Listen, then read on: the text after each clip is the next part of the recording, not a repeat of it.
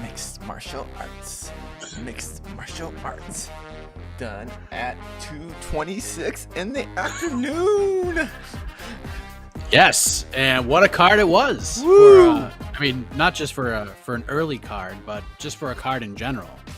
There was some questionable officiating, but other than that, it was a pretty good card. And we have a brand new UFC light heavyweight champion of the world. The 42-year-old Glover Teixeira submits Yamblahovic in the second round. He is the champ.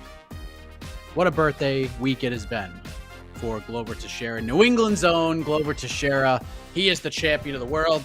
We also saw Petr Yan capture the interim bantamweight champion, and Joe Martinez said he's now the two-time bantamweight champion. I don't know. I'm not going to blame him. Could have been like a UFC little dig on the old card there. Very possible. Technically, I don't know how those things work, but yeah, sure. Yeah, sure. But I am Mike Heck. That is Casey Lyden. Oh, we're ready to go. Yamblahovic already here. Wow. Jan, right here. I know it's still fresh. You just came out of the octagon, but what are your thoughts following that your performance against Glover Teixeira tonight? I think my performance stayed hotel room. I don't know. I wasn't champion today. He was. He is. Was it just a mental thing, or when you got in there, did something just not click? I don't know. I need to know time to think it, but for sure something was bad. It wasn't me. I don't want to explain myself. He beat me. Everybody see that, so it is what it is. But it's not over. I'm not a quitter. I will not go anywhere. I will come back here for sure. I need to rest for sure. Think a little bit, but for sure I will come back. I'm not a quitter, not a coward. I will not, not quit. And you're gonna see me in octagon again. When he took you down, the broadcast, they made it seem like maybe you had hurt your jaw or something was going on when he was like working on the top of you in the first round. Was everything okay, or was it was everything okay?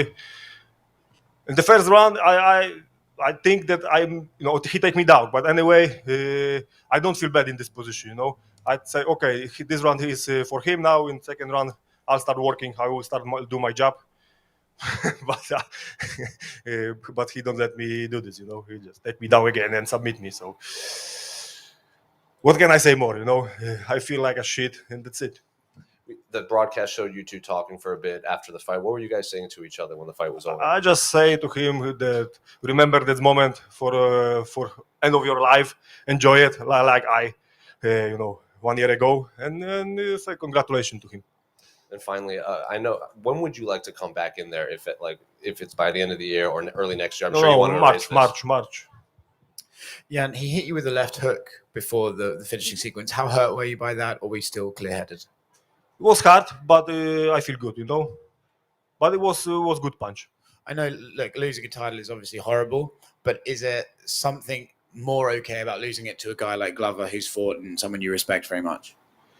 He is 3 years older than me, so it's something that I have still time to get this belt back, that's what I would like to do in future.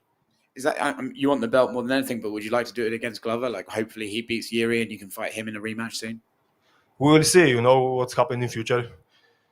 We will see. I don't know if will be chance to take a rematch. Of course, I would like to take a rematch with everybody what I lost before, but.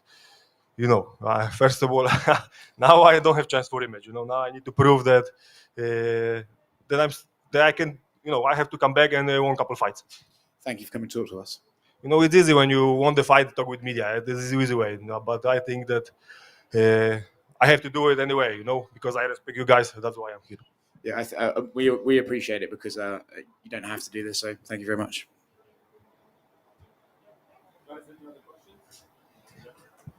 Thank you. What a guy. Still a champion in my eyes. Yamblahovic. Just for showing up and answering questions. Oh, yeah. Like Oscar said, they don't have to do that. He could have easily just hopped on the charter, went back to the hotel, and not answered any questions. But he went in there, took it on the chin, unhappy about it all. And he says he's going to be back. No talk of retirement for either fighter, because I know that was a big story heading in, and he vows to be back. It's going to be a little while, though, considering where the division is right now. But We don't know. I mean, his next fight, maybe if he gets no more contender. I mean, obviously he's gonna have to win one more fight. You would think. I don't think they're gonna give him the Whaley treatment. Where you just. No. No. But Not with Yuri there. No way. yeah. I But mean, you know what? I think But this one's Glover pretty easy, did. though. Oh, sorry. I think it's pretty easy. I mean, a little on to the next one exclusive, but it's so easy. He has to fight Ankalaev now. That's the fight. You got to match those two guys up. Winner gets the next title shot. So if Yamblahovic beats Magomed Ankalaev, he's right back in a title fight, in my opinion. am I And missing? Yuri, Am I he'll fight missing the winner somebody? of Yuri and Glover. I feel like I'm missing somebody. Wait. Let me get the rankings. Check out the old rankings. But I mean, unless Yuri wants to fight quickly, like because with Glover say he doesn't want to fight till he wants to take some time off, right? And Yuri's already been out for a bit. But yeah, I mean, he's been out for a long time. I mean, you're probably talking about Rakic. maybe Rakic. I was like, I know I'm forgetting somebody. All right. Oh, all right. Here's Islam Makhachev, dominant win over Dan Hooker earlier. Let's see what he has to say.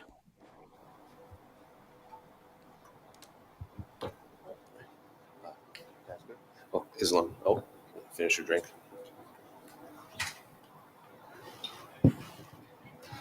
First of all, congratulations on the win. What are your initial thoughts after that performance against Dan Hooker tonight? Thank you so much. I feel very happy because I don't have injury, not sweating. I don't need to take shower after fights, Very happy. Well, going off of that, was that about as perfect of a performance as you could put together, or you could even foresee for this fight? Yes, I told before, I can strike fight in I can strike him with him, but I know where easy way. That's why I choose this way. I know his grappling game, ground game, not so good. That's why I try my best. A lot in the promos leading up to this fight, Daniel Cormier labeled you as the lightweight that no one wants to fight. After this performance, do you foresee any other troubles getting matchups with other high-level lightweights? Maybe they don't want to fight you at this point in your career. Now I'm gonna be like number 4, 3. That's why I don't know. I'm ready for fight for the title, but if they give me some other step, I'm ready for anyone. Because next fight it have to be for the title or contender fights. Because I have 9-fight win streak. Who in my division have like this? Just champion. That's why. And I feel my division a little bit sleep now. I have to wake up my division because we have to change some things. The all guys from top 5, they already fight for the title. Chandler, Gaethje. That's why we have to change something, And I told Dana too, hey, let's change something in this division. He said, I have to go back and we'll see. Will you be paying a lot of attention to the lightweight fight next weekend between Justin Gaethje and Michael Chandler? Because a lot of fans think that the winner of that could get a shot at the title too. Yeah, I know it but this guy's already fight for the title. Chandler, last fight he fight for the title. Gaethje, many times he fight for title. That's why I think this my time. They have to give me chance. Then I have to give me chance. I know you probably wouldn't care who you fight, but who do you think you will fight? If you do get the next title fight, would it be Dustin Poirier or Charles Oliveira?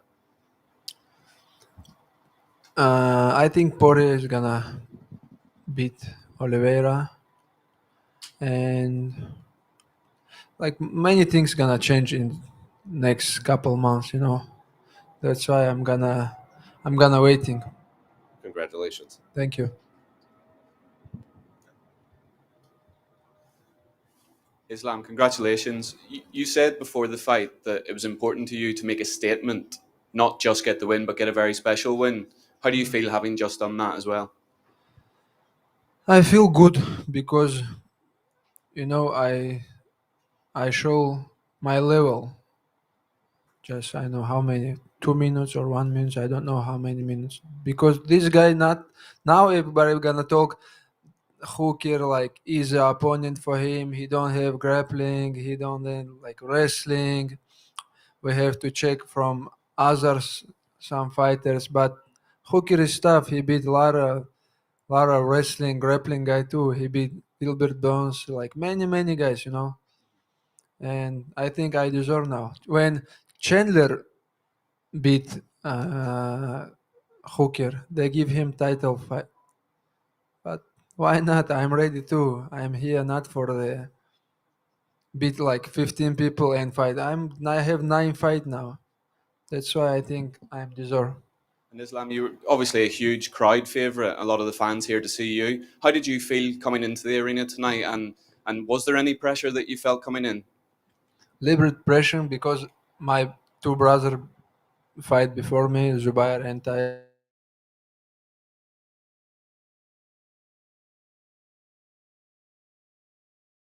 Watched in the hotel both fight, but in the arena, I'm not, amateur guy. I have big experience in MMA, in amateur MMA. That's why just I use this support because all arena come to support me, and I know I have to show my best.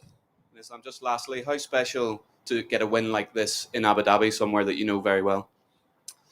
Abu Dhabi have big events every year. That's why maybe next time here, why not for the title?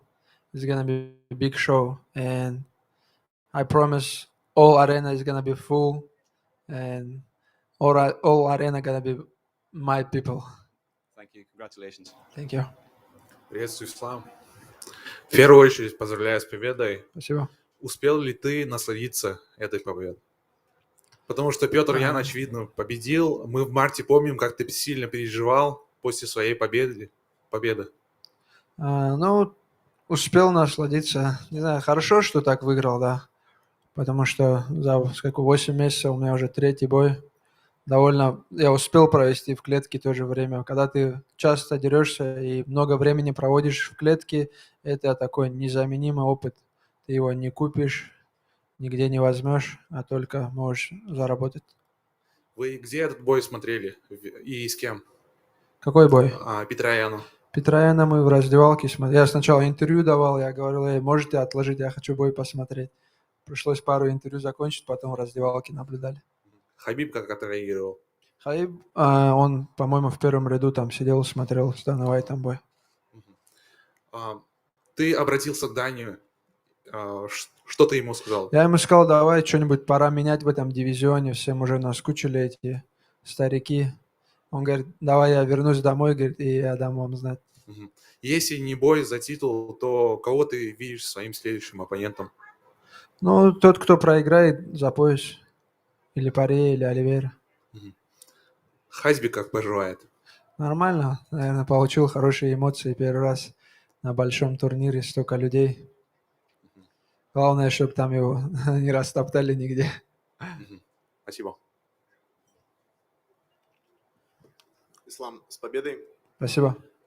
Ожидал ли ты, что настолько все быстро закончится, потому что, мне кажется, многие не ожидали, что вот все так произойдет? Я ожидал, что я ему доставлю проблем только как повалю. Как я его повалил, я уже сразу почувствовал, что он подо мной останется или весь раунд, или я смогу завершить. Почувствовал ты, потому что он не имел там физических сил встать, или ты его так прижал? Что... Он с корпуса не такой мощный, а там чуть-чуть корпус нужен. Знаешь, такая физическая мощь. У него нету, наверное, такой мощи. Я не почувствовал, не знаю. Сейчас все будут принижать его качество там бойца, борьбу, грэпплинг. Просто так у меня получилось с ним. Все же знают, сколько он проблем доставил, и что он хороший оппонент, и что он хороший боец тоже. Прием, которым ты победил, Кимура, насколько, я не знаю, ты конкретно в этом бою понимал, что, например, можешь его взять из-за там антропометрии и прочего? Я думаю, он сам недооценил, что я могу завершить. Я взял Кимуру, и он начал назад уходить, как-то защищаться. И мне Хаиб с угла, кто пересмотрит бой, потом можете посмотреть, он мне сказал переступить через голову. Я только переступил, и все, у него обе руки оказались подо мной, и он начал кричать: стоп, стоп. Я его слышал, Но судья из-за гула в зале не слышал этот момент. И я даже видел фотографию, где он недовольный, что судья вовремя не остановил. Ну, надеюсь, у него нету травмы. Если что-то травмировалось, желаю ему скорейшего выздоровления. У тебя вот как раз состоялся диалог с Дейной. А вот насколько ты, так скажем, веришь в то, что он в итоге, ну, он, матчмейкер и UFC, сделают так, чтобы следующий бой у тебя был, ну, как минимум, претендентский? Претендентский, я думаю, будет, ну, или за пояс, или претендентский, я думаю, ну, не знаю, 99% мое мнение такого. Готов ли ты, ну, ты уже перед тем боем говорил, что, возможно, тебя попросят подстраховать титульный бой. Согласишься ли ты на это? Сколько месяцев осталось, да? 2 месяца еще, получается.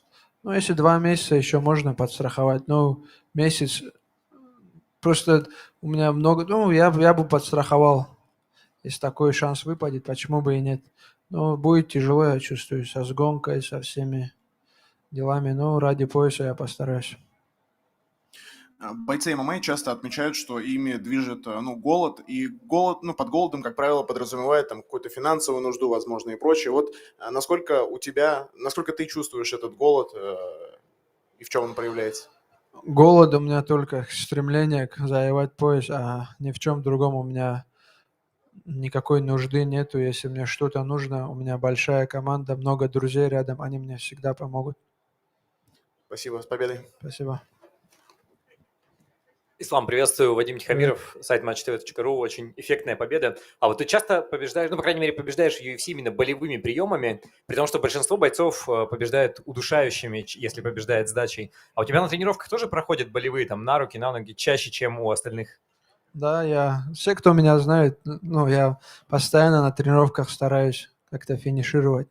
Я не, ну, редко бывает, что я просто держу или там удерживаю соперника на спине. Я постоянно, мне как-то нравится грэпплинг, вот, заходить на болевые, такой активный, атакующий грэпплинг.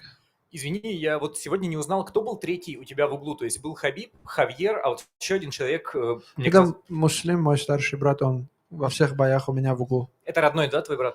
Ну, можно сказать, родной, он всегда со мной. Мы долго следили за Хабибом, и как за бойцом, и как за человеком. Сейчас он завершил карьеру, очевидно, пора следить за тобой. Как человека мы тебя знаем чуть меньше. Вот мне просто интересно, а ты представляешь себя на месте Хабиба в том моменте, когда он выпрыгнул из клетки и начал драку? То есть можешь ли ты сам сделать что-то подобное? Как ты сам думаешь? Ну, ты знаешь, бывает во всем границы. Если эти границы кто-то нарушает, там уже ты себя уже не можешь контролировать. И в таком моменте, когда у него эмоции были на пределе, и он увидел увидел человека, который все это говорил, все эту грязь поливал, и, не знаю, просто себя не сконтролировал. У всех, наверное, так, не только у меня, не только у Хаиба. Или у нас просто не бывает этого всего наигранного, там, трэш-тока. Если нам кто-то не нравится, он не нравится, мы там ни с кем не играем, что вот для чего-то там, для публики у нас такого нет. Мы с тобой говорили 2 недели назад, ты говорил, что стал меньше есть вредной еды сейчас и весишь 81, 82 вместо 84. Позволишь ли ты себе сейчас что-то вредное, вот при условии, что только что подрался? Вот только что мне Зубайр говорит, здесь не кушай, говорит, я бургеры заказал с Макдональдса. Я ему сказал, я не буду бургеры. Понятно. Спасибо большое, с победой тебя. Спасибо. Петр тоже там колу пьет, я видел. Но я тоже колу не буду. Да, ну да, ты заслужил, конечно. Finish? Thank you, everyone. There he is, Islam Makhachev. Made it look easy against Dan Hooker, and a lot of options for Makhachev. A lot of people want to see Makhachev versus Beneil Dariush. I feel like Beneil Dariush is the forgotten man in all of this. He's won 7 in a row. He's had some good wins. If you compare resumes, they're pretty darn close. I don't know. I mean, I think that's the perfect fight to make. You get two guys who have a compelling argument on who could be the number 1 contender. You got a big fight between Gaethje and Chandler coming up, and you can't blame Islam Makhachev by saying, "Hey, need some fresh blood up here." And We're moving. Zubaira, congratulations on a great performance. How do you feel about the fight and how you look today? Thank you so much. Well, I feel very good because I win today. I'm very happy. I think one of the things that I found most impressive was your cardio seemed much better this fight. Is that something you've been working on this camp? I'm in very good training, long time. I have training camp. But second, my coach told me anytime, you stay relaxed. I really stay relaxed. I think I don't tire. Last time I was tired about I'm sick a little bit before fight because I'm tired. Do you think this was your best performance in the UFC? I think no. I think next fight maybe I better. I try. How many stitches? 3, 4. Congratulations on the win. Thank you so much. So, how hurt were you from that spinning back elbow? The spinning back elbow that hit him, how hurt was he?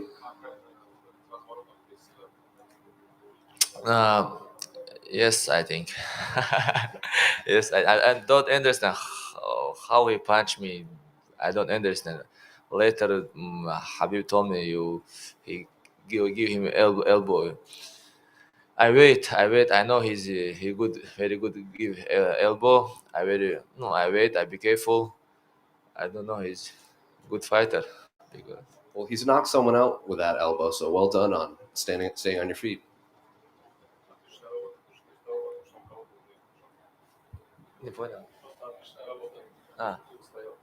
Thank you.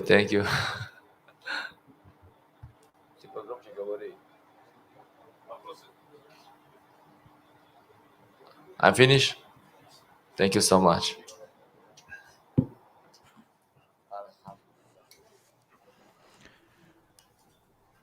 Big win for Zubaira Tukhugov. Fun fight with Ricardo Ramos. And he got to speak with the media, which is kind of surprises he's on the prelims, but he's probably been just here for a in while. the back with his teammates. They're like, we'll do it afterwards. Habib's got pull. Way afterwards. Habib's got a lot of pull. Yeah, if you were associated with Habib, yeah, you're like, I'll wait. He fought like 5 hours ago. I forgot he was on this card. I was like, oh, it's like, is this promoting a next fight or something? I was like, no. Yeah, I don't know. Interesting. Yeah, when Jose asked about the elbow, he was like, oh yeah, that elbow I got hit with like 6 hours ago. The most significant strike of the fight by far. It was a good fight. It was a good fight. If you scored it for Ramos, I wouldn't have complained. Wouldn't have had an issue with it. Someone else making the move. Oh, what? I believe it is the new interim bantamweight champion, Piotr Jan. Let's hear from the champ after an amazing fight, an incredible performance, and a big win over Corey Sandhagen in the co-main event. Piotr right here. Congratulations on a very exciting victory. What are your initial thoughts after a fight that many fans are calling one of the best of the year? Поздравляю с очень зрелищной победой. Какие у тебя мысли о бое, который фанаты называют одним из лучших боев года? Конечно, после поединка я немножко опустошен, но я очень рад проделанной работой. И если так считают зрители, так считают фанаты, то, конечно же, я рад. Of course, I'm a little bit feeling empty emotionally after the fight. And of course, if fans consider it a great fight, I'm happy. You're finding a lot of success, specifically with their striking. But like you said in media day, even if the fight went to the ground, you felt you still had the advantage. So after spending 25 minutes in there with Corey, do you think that held true, that you were just the better all-around striker, grappler, everything in there? У тебя был успех в стойке в бою с Кори, но на пресс-конференции ты также говорил, что если дело дойдет до партера, то тоже будешь лучше. Считаешь ли ты после боя, что ты в целом лучше него как боец, как в стойке, как в борьбе, так и в грэпплинге? Я думаю, что пояс сам говорит за себя. Конечно, я не буду сейчас о себе говорить, но пояс у меня, и понятно, кто одержал победу здесь. As you see, I have a belt, and it says everything, I'm not gonna praise myself sitting here. You also said at the press conference that when you would watch Corey's fight, fights, he did a lot of extra unnecessary movement in there. So after spending the 25 minutes with him, what did you make of his game plan and his skill set against you? На пресс-конференции ты говорил, что Кори делает много лишних движений. После боя с ним, как ты оцениваешь его передвижение и в целом его план на бой? Он был неплох. He wasn't bad. Хороший парень, хороший боец. Вы, наверное, заметили, что у нас перед поединком не было с ним каких-то высказываний друг другу, там, оскорблений каких-то. Все было взаимоуважение, но это спорт и это шоу-спорт, понимаете? Я уважаю его как спортсмена, как человека. He's a good guy, good fighter. As you noticed, before the fight, we didn't talk trash to each other. Respect was mutual, you know. And I respect him as a human being, as a fighter, too. Was there any moment in there that he hurt you? Был ли какой-то момент, чтобы он тебя потряс, либо нанес урон? Ну, чтоб потряс не было, но шишки есть на голове.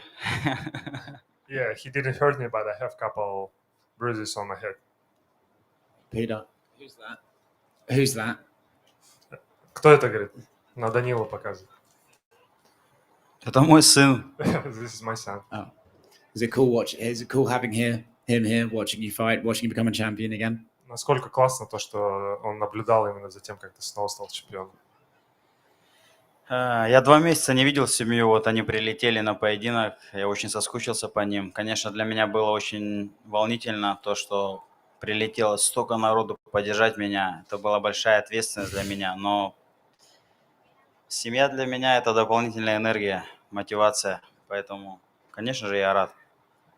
You know, I didn't see my family for 2 months during the training camp, and they came here for a fight week to support me. Of course, it's a big responsibility, but my family is my biggest motivation. Congratulations on the win. Thank you. Приветствую, Петр. Поздравляю с победой. На сегодняшний день в ком ты видишь серьезного конкурента для себя? Потому что на бумаге Кори выглядел самым серьезным испытанием для тебя, я считаю. Очень много достойных ребят, достойных соперников. Я готов драться со всеми, с любыми. Я же говорил, я не выбираю себе. Мне когда предложили там, я сказал, любого достойного, кого считаете, скидывайте контракт, поехали. Есть ли примерное понимание того, что делать, если вдруг Стерлинг опять по каким-то причинам не выйдет на бой с тобой? Это уже, наверное, больше вопрос к руководству. Честно, я побил его в принципе. Он бегает сейчас. Делошоу болтает по поводу легитимности моего титула. Сам читер, оказывается, пойманный. Я хотел бы побить его. Помню, в том году ты говорил, к 30 годам ты завершишь карьеру. Менеджер сказал, что нет, такого плана нет.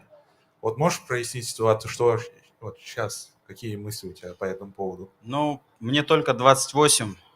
В принципе, я еще очень молод. Менеджер мне говорит, ты просто сейчас на эмоциях говоришь это, ты будешь еще драться около 5 лет.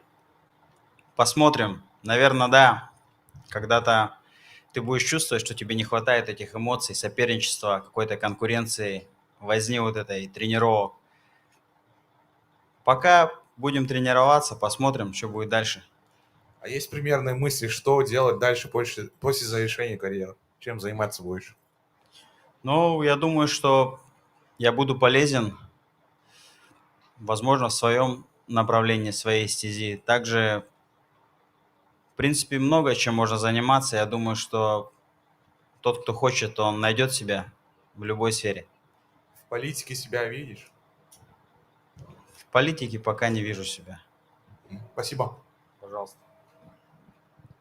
Петр, привет. Нурлан, может, что-нибудь скажешь людям?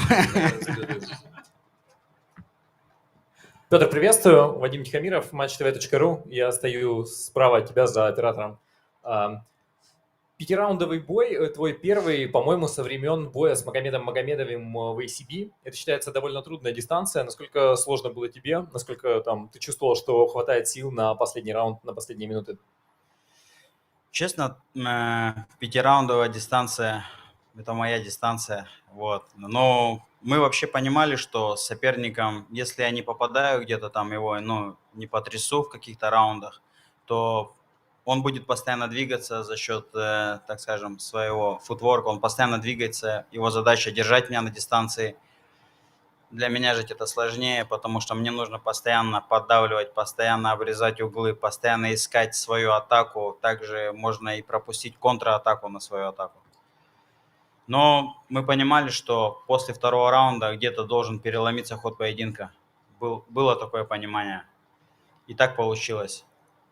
Во втором раунде, поправь, если я не прав, твой соперник, по-моему, 4 или 5 раз попал тебе по печени, но, по крайней мере, он начал бить руками по корпусу. А прочувствовал ли ты эти удары? И если да, то там как ты начал потом контратаковать их?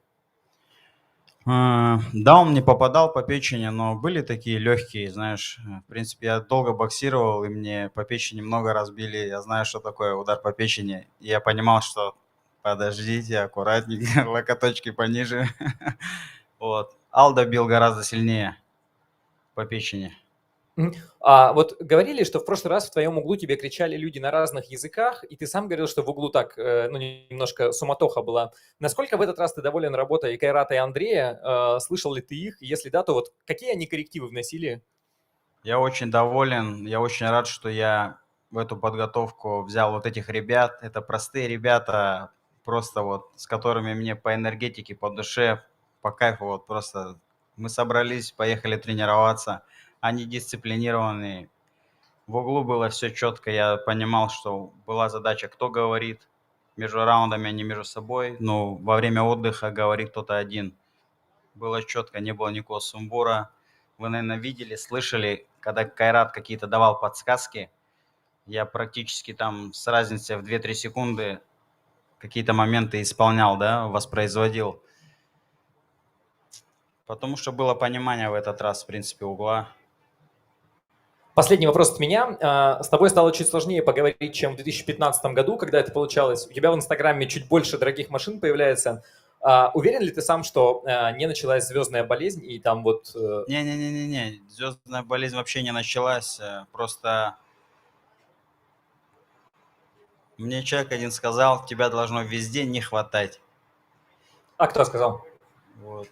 Ну, один человек сказал мне. Поэтому меня везде не хватает. Меня даже не хватает на себя, на семью время, потому что тренировки, появляется больше каких-то обязательств. Ну, конечно, я с удовольствием готов пообщаться когда-то там, но будет время, с удовольствием это сделаю. Спасибо, удачи тебе. Спасибо большое. Петь, с победой. Расскажи, как выглядел в 25-минутном бою самый, может быть, неприятный момент для тебя? И был ли он, в принципе? Ну, моменты были опасные, что говорить. Вы понимаете, что, в принципе, на таком уровне, когда бойцы реально на высочайшем уровне, побеждает уже какой-то бойцовский интеллект, бойцовское IQ, потому что это были шахматы. Друг друга изучили, в принципе, но было понимание. И это такие очень противостояния равные, где ты в какой-то момент переломит, кто насколько готов зайти духовно, ментально. Я очень рад, что все получилось у нас, одержать сегодня победу.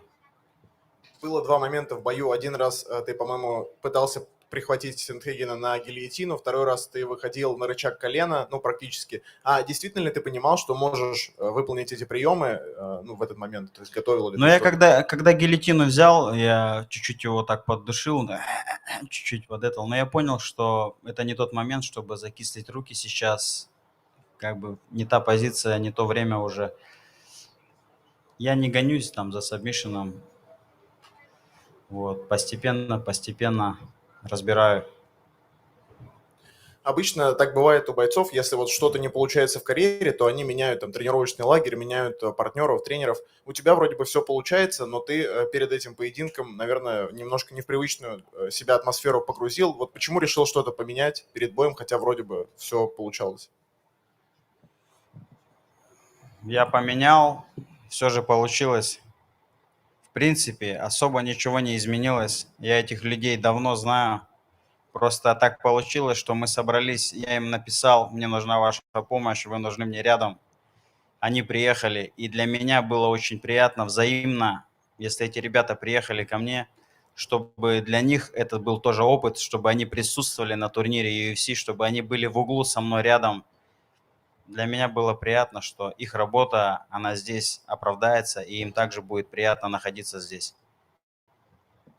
Вот на самой первой дуэли взглядов с Кори ты так немножко припугнул его, потом была дуэль взглядов на взвешивание, и ты ничего не стал делать. А вот правильно я понимаю, что, ну, в том числе, может быть, ты не делаешь это, потому что знаешь, что в зале там на тебя смотрит супруга, сын, и ты, как сказать, Да даешь... нет, дело-то не в этом, кто на меня смотрит. Ну, Кори просто очень серьезный, он сам такой, знаешь, стоял. Я просто, я пошутил, у меня не было какой-то к нему агрессии, не знаю, там.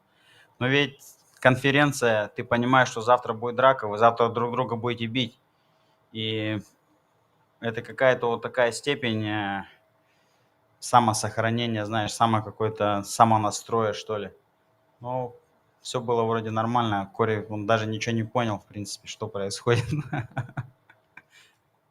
Вот понятно, что для бойцов ММА, ММА это в том числе, если на первом месте, то заработок. Насколько ты сейчас зависим от этого спорта финансово? То есть мог бы ты себе позволить по финансовым причинам, например, оставить спорт уже? Я зависим от всего, от спорта. Это мой образ жизни. Я буду заниматься. У меня растут 2 сына. Только как ненаглядный пример, ничто больше. Я буду тренироваться, наверное, до пенсии, потому что у меня пацаны. И последний буквально вопрос. Вот по возможным соперникам есть в легчайшем дивизионе Мераб Давалишвили, это человек из команды Стерлинга, который идет сейчас на победной серии. Команда Стерлинга не интересует меня вообще. Просто Мераба Давалишвили могут считать таким самым опасным для тебя соперником в плане борьбы. Пусть считают. Ты так не считаешь это? Я так не считаю вообще. Вся команда у них просто, с ними даже диалог уже вести не хочется. Спасибо, с победой. Стас Бернольд, телеканал «Россия-24». Ну, во-первых, с победой. Несколько вопросов. Вначале показалось, что был немножко зажат, немножко не хватало движения, или это показалось? Я понимал, что дистанция будет, возможно, 5-раундовая, и форсировать события это будет очень преждевременно. Все поэтапно, аккуратно. Самая главная цель, конечная, она здесь, понимаете, поэтому все четко. В какой момент произошел вот этот вот перелом, когда ты понял, что вот теперь уже можно идти конкретно в атаку, уже ломать? Полегче, вы тоже эмоционируете. Да я всегда шел, видели, наверное, была такая задача у меня всегда идти вперед. Я даже не бил где-то, но я шел, где-то на себя принимал, потому что тем самым соперник тоже изматывается, вымахивается. Вот. Карат постоянно кричал, там, то дергает, то джеб, то этот, что-то получалось, что-то не получалось. Ты до этого боя говорил о том, что будешь стараться завершить его до 5-го раунда, да? А что все-таки пошло не так? То есть не отдавать на... Вы довольны сами поединком? Конечно. Ну и все тогда, что, какие вопросы? 5 раундов, а так бы сказали потом, вот там, ё-моё, рано закончился. А так кайфанули немножко. Да? Да не немножко, а немножко. Ну и все, значит. Спасибо тебе большое. Спасибо.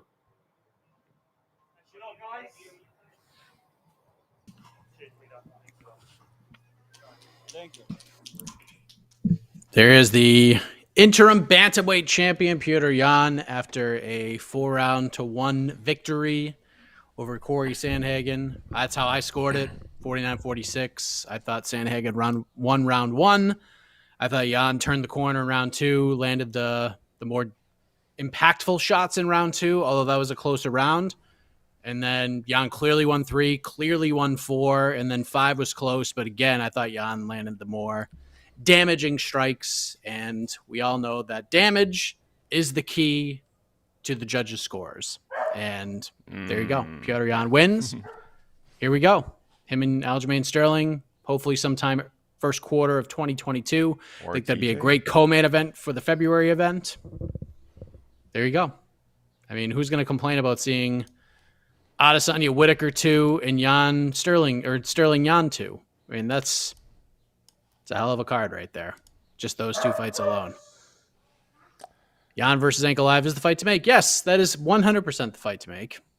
I would agree with you. The very next comment is Rakic versus Jan is the fight to make. I don't know. Triple threat match? I mean, listen, Ankalaev should be in that number 1 contender fight. No doubt about it. What about Rakic versus Ankalaev? You could do that. Wouldn't hate it.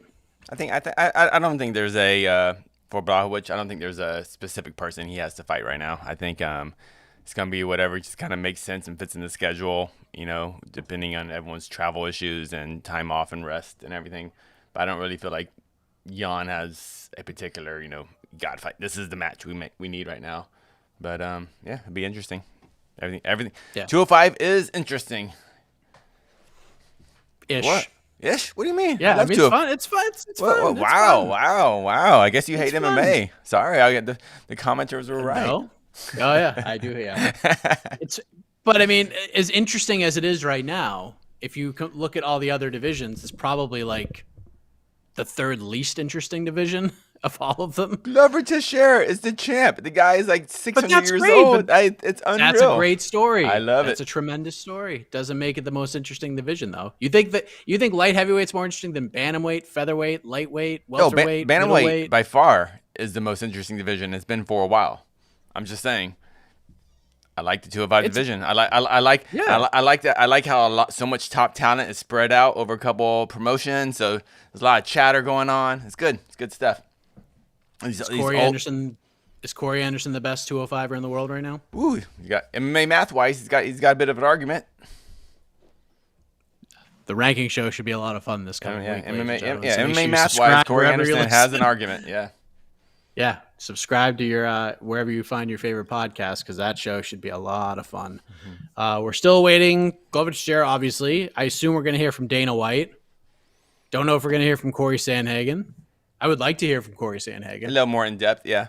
I like to. But I would totally understand if he was just like, nah, I don't want to wait around. I would not. I'm going to throw up a stat on the screen because I'm a bit of a rogue panelist. Where is this stat? Sorry about a second. See, it's going to cover the whole screen up. Oh, man, that's gigantic. Sorry. Oh, but you can see it, though. Can you see around? Oh, there we go. Boop. Oh, there we go. Boop. So look at these stats. This is a weird fight. By pride scoring. Oh, never mind. We're going to talk about this later. Who's this guy? Here comes Dana White. Oh, yeah. All right. The attendance tonight was 10,171. The performance of the night goes to Glover and Hamzat. And then the fight of the night, Jan and Sandhagen. They all won $50,000. Congratulations to them. I mean, after a card like that, I assume it was kind of hard to decide who was getting bonuses. bonuses. Yeah, it was very hard to decide. There's a couple other people that we'll definitely take care of on the card. Let's start off with the main event, right? What a story for Glover. I mean, he didn't just win the title. He actually came out and dominated the champion, got the win. What did you take away from his performance? And did you think something looked a little bit off about Jan tonight? I don't know. You know, it's tough to say. I mean, Glover Teixeira is and has been one of the toughest guys in the division for a very long time. This was his dream forever to get this title shot. He finally gets it, and he did it tonight. Yeah, I mean, he's a great guy. I'm happy for him. Yeah, I saw you guys having quite a long conversation in the cage afterwards. Can you share what he was saying and what it means for you to have a guy who's been on your roster for so long finally get this title? He was telling me that he was supposed to be on the Ultimate Fighter, and you know, he had the visa problems, and you know how that changed the course of his life, not being able to get back in the country when he should have been in the UFC at that time. He was just going through the whole story, you know, and it's I said, better late than never, buddy. Yeah, I think we're all fans of combat sports, and this is one of those moments where a guy struggles through a crazy journey like that to see this come off. This is like the best part of this sport, right? Yeah, I mean, this guy never gave up. All the adversity that he's faced in his career, and here at 42 years old, a few days after his birthday, he wins the title. So it's a pretty cool story. Couldn't happen to a better guy, too. Another cool moment. But the thing that sucks is Jan is a great guy, too. This is one of those fights you didn't want to see anybody lose. Another cool moment was when Khamzat picks up his opponent, turns, walks towards you while screaming and shouting at you and slams him down. I'm very curious what he happened to be saying. Yeah, he was yelling crazy shit at me the whole fight. I don't know why, but basically just saying, I'm going to fight everybody. I'll fight Brock Lesnar. I don't care who it is. He's just yelling stuff like that. Yeah, he's basically picked up right where he left off, right? Yeah, 100%. I mean, listen, last time we were here, we knew this guy was special. Something, this COVID thing is one of the weirdest things any of us have ever seen. You get some people that fit the profile, to be high risk, and it doesn't even feel like a bad cold to them. And then the guy who's in phenomenal shape like this guy gets hit as hard as he did by COVID. But he's back, and there's no doubt this kid's special. Yeah. What do you do with him, right? Because he wants to fight, as you say, all the time. But you also need to start putting him against like top tier guys. Do you just say, well, he can fight whoever says yes until there's an opening against a top tier guy? Or do you make him sit and wait until he fights a contender? It's tough once you start to break into the top 10, which he will do on Tuesday. But yeah, listen, if he wants to stay busy, I'm a big believer in that anyway, especially with the huge layoff he's had. So I don't know. We would figure it out if that's really what he wanted to do. I mean, it's hard to say right now, right? Because he's only been hit twice in 4 UFC fights. But what do you think the ceiling is on this guy? How about he's got more wins in the UFC than he's been hit in the UFC? That's crazy. Yeah. Similarly, another similar dominant performance by Islam tonight. Again, another guy who's pushing against those top guys and needs to get a top-ranked guy. What do you do with him next? Yeah, he's ready for somebody in the top 5. He's ready top 5, top 3, whatever becomes available, and then obviously if he gets through that, he's in line for a title shot. Is it hard to find these guys fights? Do you get? I mean, like I can't imagine many people looking at Khamzat being like, absolutely, Or I think it'll be easier to get him fights now. I mean, now that once you get into that top 5, people have to fight you if they want to become the best. And then last thing for me, a scuffle in the crowd between Hasbulla and Abdu. I just, no one wants to see that sort of carnage. Can we get them in the cage to sort this out properly?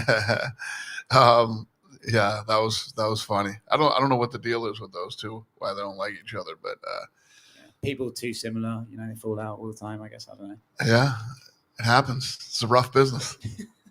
Book it. All right. Standing right here next to him. Petr Yan and Kordzenigan, obviously fight of the night, but a lot of fans are just raving about that fight, just nonstop action throughout the entire fight. So when you're sitting cage side, like you said at the press conference, these two could very well be the two best bantamweights in the world. So this fight had to have lived up to the expectations, correct? Yeah. What fight did you think was fight of the night? Co-main event. I said you gave it fight of the night, but what were your thoughts while the fight was actually playing out in front of you? Yeah, it was unbelievable. I mean, the fight was awesome.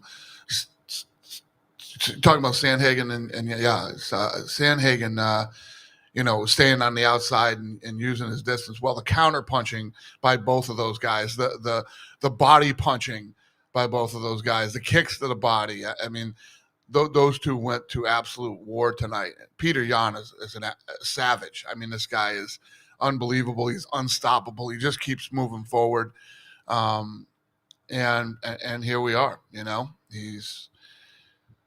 If you look at the way that whole thing played out in the last fight, this was the right way for this to go. He's the champ. He and Aljamain will do it again. Islam was just in here, and he said the only fights he'll take next are title fight or number 1 contender fight. He said he told you the division needs to change. Everyone in the top 5 has already fought for the title. So what are your thoughts on that? Yeah, he's not wrong about that. And you never know how this is going to play out. You never know who's going to get injured, who's fighting who's going to lose, who can't fight on such and such a date. Anything's possible. Well, he seems to want his title fight here in Abu Dhabi. A title fight here in Abu Dhabi? That's what Islam wants. Probably makes sense, but who knows? It depends on when it happens, because we can do title fights anywhere. And then I don't know if you were in the arena yet, but a little of a weird situation with the referee in the Dos Santos fight. They could have been stopped many times. Dos Santos got a point taken away right at the end for an accidental low blow that without being given a warning. And then he was removed from his duties the rest of the night. Can you remember an incident like this with a referee? Yeah. We've had lots of incidents with referees. To be removed in the middle of a card. He was supposed to ref. We've removed guys in the middle of cards too. But this was pretty bad. Horrible. And then you gave an interview with Oscar yesterday, and you said there was a possibility of a fighter fighting tonight could possibly be an opponent for Nate Diaz. Is that still true? Yeah, I mean, anybody on here tonight in that weight class could be an opponent for Nate Diaz. Thank you. Could Hamzat be an opponent for Nate Diaz? Yeah. Anybody in that weight class could be an opponent for Nate Diaz. Hey, Dana. Did you have your meetings today with the people here, and how did they go, please? I did. It went really well, but unfortunately, we're not ready to announce anything yet. Yeah, I know. Believe me, it's killing me. Looks like I'm probably going to have to do another trip out here in a couple weeks. So, and button this thing up. Was it anything to concern you, or was it just no? It's just not done yet. There's still a lot of things that we got to get figured out, and I was hoping we get that done today, but we didn't. And what do you make of Etihad Arena tonight? It was just over half full. If it was 10,000, what did you think of the sound there, and how much do you want to look forward to coming back to it, seeing it full next time, hopefully? What's the question? How much are you looking forward to coming back to see Etihad Arena full? Yeah, no, listen, I love coming here, man. I love this place. I'm now a citizen of UAE, so I'm going to love it even more. Congratulations. How'd that make you feel? Thank you. It was awesome. Yeah, no, I love it. Did you expect that? Huh? Did you expect it? I didn't see it coming yesterday. We had talked about it before, but I didn't know it was coming. No.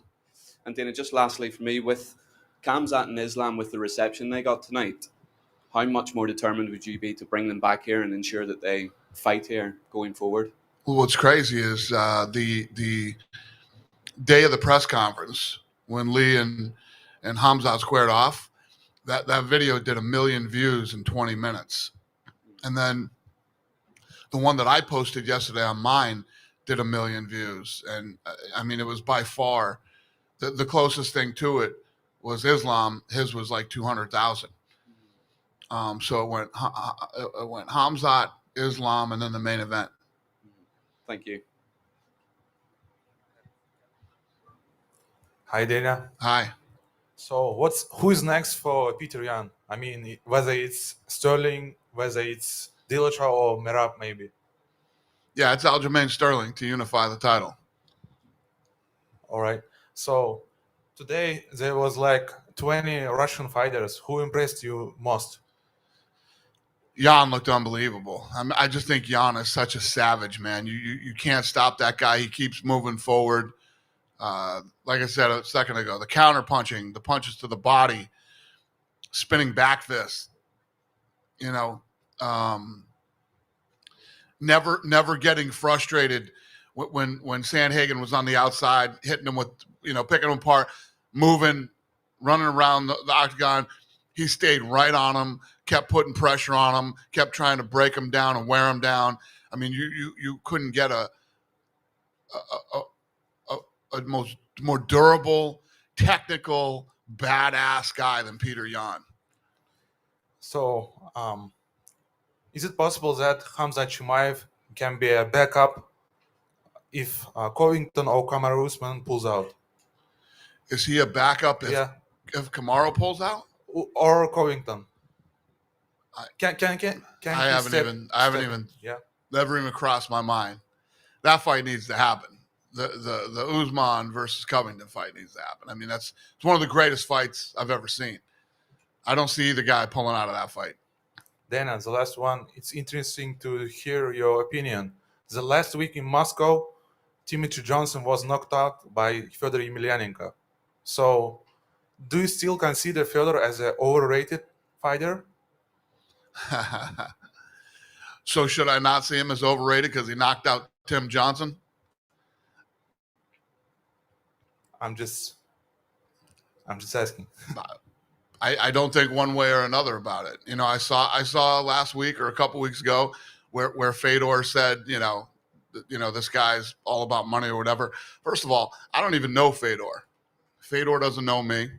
We met one time. His statement was, I was all about money. He should have been more about money when we made you that offer in wherever the fuck we were, whatever island that was we were on, and you wouldn't still be fighting at 45 years old. So I don't think I answered your question, but that's my response. Is there any possibility then, at least to make him one fight in the UFC, for example? At this moment. I offered him a deal that he still must lay in bed every night and bum out about. We offered him a deal. We tried to do a deal with Fedor. Apparently, Fedor doesn't like me. So I don't see it happening. Thanks, Dana. Thank you.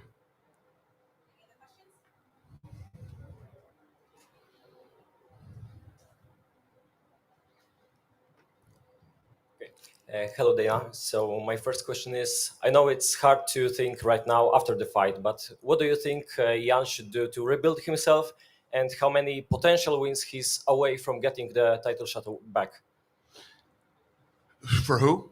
For Jan Blachowicz. Blachowicz? Yeah. How many fights does he need to get a title shot again? Yeah. He just lost an hour ago. I mean, I don't know. There's no number. I don't know. We'll see what's next for him when he fights, and how it all plays out. Okay, and could you confirm that Jiri Prochazka is next as a next contender, or you still have to figure out? Got to figure it out. Yeah, I don't know. And the last question from me, there has been a rumor about other Polish fighter, Mateusz Gamrot, that he will fight Diego Ferreira. Could you confirm it or not really? That Giga is fighting who? No. Who? Yeah, Mateusz Gamrot from lightweight. And there is a rumor he will fight Diego Ferreira. I have no idea. Okay, thank you. Okay.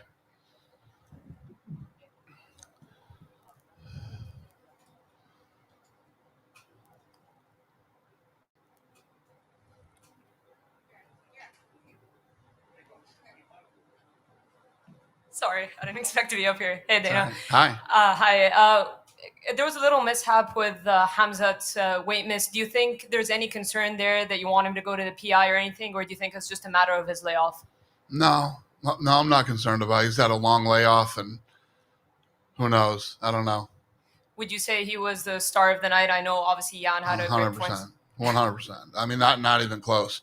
Like I said, everything. I don't know what you guys had as far as traffic, but our traffic on Khamzat was off the roof, and 10 times more than anybody else. I saw him backstage. I think he was talking to Sean Shelby.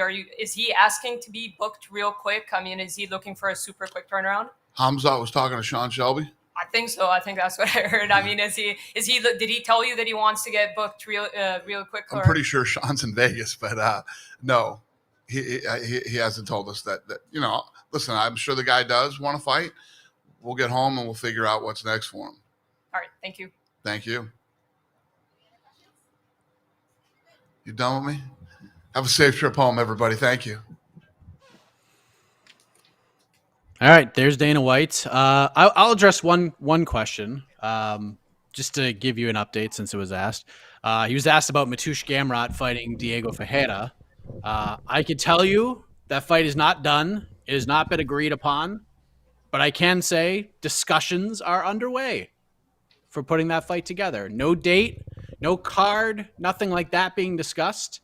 But from people I've spoken with, the discussion phase is ongoing to make that fight happen. And what a freaking great fight that would be. Mateusz Gamrot versus Diego Ferreira. Good Lord. But not done yet. Not even agreed yet. But that's where we're at. So there you go. Do you agree with the bonuses, Casey? Fight of the night's an obvious one. Yes, obvious. Glover Teixeira, yeah. Poor Lerone Murphy. What a finish. That's why card placement matters. You're at the top of the card, yep. you know. But you know what? Actually, I do absolutely agree with it. Glover was the underdog. He dominated the fight. He pretty much took no significant damage. He did get hit a couple of times. Murphy did lose that first round. He lost that first round, right? I'm trying. It's like a couple hours. Everybody loses the first round to Amirkhani, and then that's what happens. Yeah. But It was just a perfectly timed knee. Unfortunately, just too far down the card. You're just not going to get that money. There were who else did? Oh, Islam. Actually, Islam got kind of really hosed a little bit, you know. But yeah, great. Congratulations to everyone. Good card. I hope the UFC gives out more money. That's what Dana said. That's what he said. You had a fight fall off. You had a fight fall off the card. That's what he said. And one of the fighters didn't make weight. One did. So there we go. You got a little extra money to throw around. So we're waiting Glover Teixeira. And there is the brand new light heavyweight champion of the world. New England's own Glover Teixeira. Glover, congratulations, man. What a journey.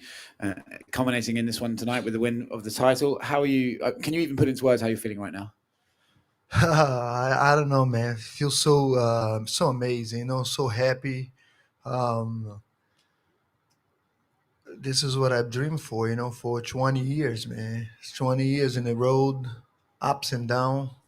Wanted to get this belt, wanted to be a champion. It was a time there that I thought I'll never be a champion. But, you know, I love it. I keep believing. I discipline myself the way I have to do it. And now I own this baby. We'll talk about the title win in a second, but what did you make of the fight itself? How did you feel you performed tonight? It seemed you did a great job. I feel great, you know. I feel the training was amazing. It was a long training camp. We've been working for Jan for a long time. When he fought Adesanya, we worked before there when I was a backup for the fight. I planned on Jan. We worked for that. And working head movement, working the jab. My coach could tell me he's gonna jab a lot. Watch that left hook coming in, you know, and it works out good, you know. I was very active there. Training partners was great. I gotta thank them all. They way faster, man. We got like 18 years old kid there, Ali Feliz. That's like. His speed is unbelievable, and when I was there today, I felt I saw everything. Before the submission, you actually landed a big left hook that seemed to have him hurt. Did you know you'd hurt him when you landed that punch? Yes, of course I did, but I didn't want to rush in and walk into a punch. You know, I want to take my time because I was moving my head good. I was rolling with the punches good, blocking good, hands up there, and I hurt him. And now I knew like he was gonna worry so much about the hands too, because he was worrying about the takedowns in the second round. And then when I hurt him, I knew he was gonna worry about the punches because he was hurt. So I take him down, you know. I just didn't want to rush in, but of course I saw that I heard him. You had Daniel Cormier on commentary praising you. You had Conor McGregor on Twitter praising you. What's it like to have the support of all these other fighters who wanted to see you succeed? It's amazing, you know. You put in the work. I put so much work towards there, man. So much discipline. Like Khabib, I think, say there, a life of a fighter is pretty much a life as a prison, you know, because you have to put yourself in that position, like, you know, avoid a lot of things, you know, avoid birthday parties and, you know, friends get together and just isolate yourself from all those distractions if you want to really get good and be a champion. Well, you may have missed out on a few birthday parties, but you've got a great one to celebrate tonight. I know you want to have a drink and stuff like that, so congratulations once again. Thank you very much. Over here. Have you had Jan's beer yet that he gave you? No. The beer is over there in my fridge. I'm gonna get it right now. I'm gonna drink that beer, man. Yeah, and it's gonna taste good no matter what, What were you telling Dana White in the octagon? They showed you having a pretty long conversation with him before he gave you the belt.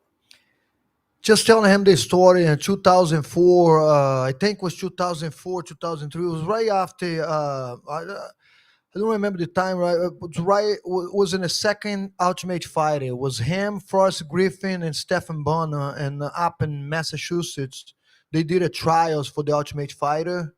And I was there. I did the trial, and I passed everything. I passed the pad work, and they did the grappling match, and I submit the guy. And I went to the interview, and Dana liked me. He's like, "Oh, you train with Chuck Liddell?" I believe it was 2004. I don't know the time, but that's when I was gonna be in UFC and the Ultimate Fighter at that time. And I got hold up because my green card, my situation, and 8 years later, man, 2012, I got to debut, and 10 years later, I got this belt. It's a long road, man. It's a long journey, Have you been able to speak with anybody back home? It's still relatively early over in the United States. Have you been able to speak with Chuck or any of your teammates back in Denver or anything? No. I've been doing a lot of interviews. Life as a champion, right? Yeah, it's pretty good. John Anik said they should throw a parade for you in Danbury when you go back so you can show off your titles to the rest of the townspeople there. Is that something you would like, having a parade for you? Yeah, man, let's do it. The mayor, I had a live with the mayor in the pandemic. We talk about we talk about how people should stay home and stuff. And he say he's gonna throw say you bring that belt and we drive around with you in a fireman car. So I'm looking forward to it. And I know you said you wanted some time off, especially after this long road to the title, but it seems pretty clear that your next opponent, your first defense, is going to be Jiri Prohaska. He was in attendance this week. He was similar to you when you weighed in as a backup for Jan in Israel. So what do you make of him as a future opponent? He's he's a very tough guy, man. He's very awkward, but very good guy. That's a different story. I don't, but definitely a tough opponent. Ahead is all tough opponents there, but definitely looking forward to fight him. But right now, I'm really looking forward to drink that beer that Jan gave me and enjoy some time off. Glover, congratulations. You said inside the octagon, just keep breaking the rules. How much longer do you think you will keep breaking the rules, and what's the drive like now you're sitting beside the belt? I don't know, man. I think I'm going to make that decision in the gym someday when I don't want to do this anymore. I know it's very hard. My wife knows how hard we work, she knows the time, trying to sleep and, forcing myself to sleep, stay in the bed 14 hours sometimes just to rest my body, to take some sleep, and but people, it's people might think oh, that's kind of nice, stay in the bed 14 hours. It's not nice. I do not like to do that. I don't like to stay in the bed. The body hurts, and it's just you have to stay there and force yourself to sleep, force yourself to rest. At my age, it's very hard to all the supplements, diet, and it's a lot, man. It's a lot, but I love it. I love the results. I love the way I've been fighting, the way I've been training. So so I'm gonna keep doing until I don't feel the love anymore. Until I don't feel the passion anymore. It's probably gonna be the time that I'm gonna quit. And you can just look at the belt for inspiration, obviously. Oh yeah, I think I'm gonna keep that one for a little bit, huh? Glover, obviously you've joined a long line of Brazilian champions as well. How does that make you feel? How special is that UFC champions I'm talking about? Feels amazing, man. trained with Chuck Liddell, light heavyweight champion back in the days, and then Lyoto Machida, my good friend, you know. And of course, Minotauro come to, you know, the locker room. He trained with me sometimes this week, and he's a great champion. And those guys already respect me as a champion. It doesn't matter if I have the belt or not. It's just for me, it's kind of like I feel one of them right now, you know. You've joined the club. I enjoy the club. Yeah, I have my belt when we go to party together. Glover, just lastly from me, you've spoken this week about the Hollywood movie. It's maybe not the ending yet. You've still got a lot to go, but it's a nice new chapter, isn't it? Oh man, it's amazing. Yeah, I feel so great, man. Enjoy it, soak it in. Thank you. Thank you.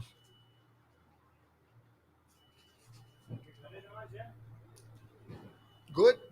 All right, man. Thank you.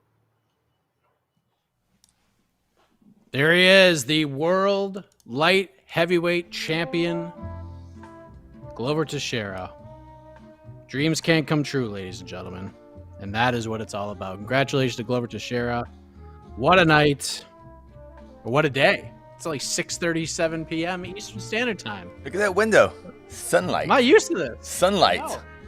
The sun's kind of out here on the East Coast, but not 100%. So this part is done. As you know, on these numbered events, post-fight coverage is a two-part thing.